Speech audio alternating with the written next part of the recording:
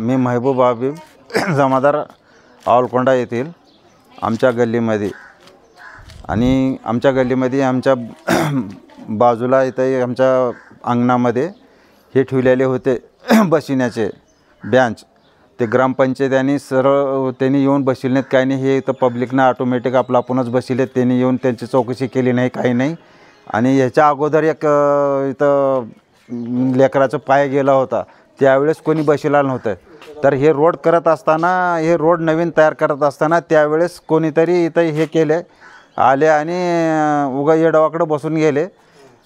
का येडवाकडं बसल्यामुळे ते काल 6 वाजता 6च्या अंदाजामध्ये हे पडलेलं आहे। 6च्या अंदाजामध्ये लेकरावर पडलं आणि एक एक्सपायर झालं लेकरू आणि एक सिरियस आहे आता।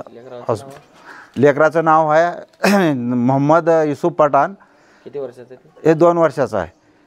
आणि दुसरे मुलगी आहे 3 वर्ष, हे 5 वर्षाची मुलगी आहे हयात युसुफ पठाण, त्याचीच मुलगी आहे। बहीण भाऊ इथं समजा की आता हे दोघं असे इथं हे प्रकरण झालेलं आहे। आणि ह्याची कोणी चौकशी केली नाही ना, काही नाही आतापर्यंत, काही नाही। ते उगा आता हे झालं असं झालं, आता हे ठेवायचं तरी बेंच कशी बसवा हे तेच नियोजनच सरळ नाही ग्रामपंचायताचं, असं माझं म्हणणं आहे। त्याच्यामुळे ही घटना घडली।